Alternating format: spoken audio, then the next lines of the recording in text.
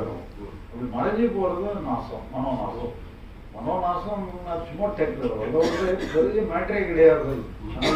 சாஸ்திர ரீதியாக அப்படி ஒரு டெர்மினாலஜி கொடுத்துருக்காங்க, மனோலயம் மனோநாசம்னு சொல்கிறாங்க. ஏன்னா அங்கே வந்து என்னன்னா காட்டு வந்தால் தான் மனமே இருக்கு, காட்டு முடிஞ்சிருச்சுன்னா மனோநாசம் ஆயிடுவோம். ஐயா ராஜகோபால், திருநெல்வேலி. ஐயாவோட புரிதல் ஒரு 4 வருஷமாக நான் அதில் இருக்கேன் ஐயா. புரிதலுக்கு வந்தவரவு உறவுகள் எல்லாமே விட்டு கொடுக்குற தன்மைகள்லாம் வந்துட்டு, மனைவி, பிள்ளைகள், குடும்பங்கள், சொந்த பந்தங்கள் எல்லாம் விட்டு கொடுத்து மன்னிப்பு கேட்க வேண்டிய இடத்துல மன்னிப்பு கட்டி நம்ம சந்தோஷமாக இருக்கணும் நம்ம வாழ்க்கை அப்படிங்கிற ஒரு முடிவுக்கு வந்து அது நல்லா போயிட்டு இருக்கியா. ஆனால் இப்போ எனக்குன்னு ஒரு பிரச்சனை வரும்போது, இப்போ ஆக ஒரு சின்ன புண்ணியா, அந்த புண்ணு ஒரு 6 மாதமாக ஆறலை. இப்போ அந்த சிந்தனை மட்டும் அடிக்கடி வருது. அது என்ன பண்ணாலும் நம்மளால் அதை பண்ண முடியல. இதை பற்றி அப்படி ஆயிருமோ இப்படி ஆயிருமோ அந்த எண்ணங்கள் மட்டும் வந்துக்கிட்டே இருக்கு. இப்போ இது வந்து உங்கள் கண்ட்ரோலில் இல்லை பார்த்தீங்களா?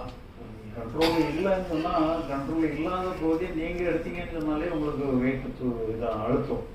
அப்போ உங்களுக்கு கண்ட்ரோலில் அது இல்லாததெல்லாம் நீங்கள் டோட்டல் மைண்ட் விட்டுருங்க, இல்லை இறைவன் விட்டுருங்க. இல்லை இதெல்லாம் தெரியுது, அதனால அது வந்து நம்மளை விட மாட்டேங்குது மாதிரி வந்து இல்லை. அப்போ இது நீங்கள் எடுக்கிறது தான், நீங்கள் அங்கே வச்சுக்கிட்டு அதுக்காக நீங்கள் செய்யாமல் சும்மா இருக்க சொல்லலை. நீங்கள் அந்த ட்ரீட்மெண்ட் எல்லாம் நம்ம எடுத்துகிட்டு இருக்கோம். என்ன பண்ணுறதோ அதை நீங்கள் பண்ணுங்க, மற்றதை இறைவன் பொறுப்பில் விட்டுருங்க, டோட்டல் மைண்ட் பொறுப்பில் விட்டுருங்க. நீங்கள் அதை பற்றி குழம்புறதெல்லாம் அவசியம் இல்லை. அந்த குழப்பம் தான் வந்துகிட்டே இருக்கு. வந்துட்டு இருந்துச்சுன்னா நீங்கள் அதை நீங்கள் ஹேண்ட் ஓவர் பண்ணலன்னு அர்த்தம். அப்படி எப்படி தலையில தீங்க வச்சுக்கிட்டு இருக்கீங்க. ஹேண்ட் ஓவர் பண்ணினீங்கன்னு சொன்னால் நீங்கள் நினைக்க மாட்டீங்க.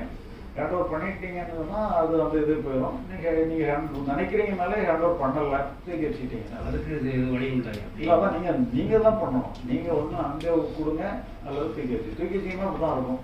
ஹேண்ட் ஓவர் பண்ணுறத ஒழுங்காக பண்ணுங்க.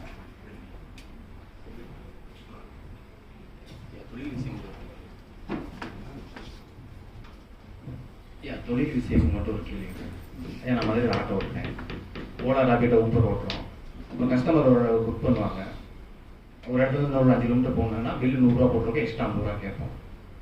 ஓகே வர சொல்லிட்டு பிக்கப் பண்ணி ட்ராப் பண்ணுவோம். அதில் ஒரு சில கஸ்டமர் என்ன பண்ணுவாங்கன்னா, ஓகே நான் வாங்க நான் தரோம் அப்படின்ட்டு 150 ரூபா சொல்லிட்டு நான் போவேன். நான் போகிறது கஸ்டமர் மேப்பில் காட்டும் 1.5 கிலோமீட்டர் பிக்கப்பு, அவங்கள்ட்ட கூப்பிட்டு வருது. கரெக்டாக 1.5 கிலோமீட்டர் பக்கத்தில் வந்து கேன்சல் பண்ணிடுவாங்க,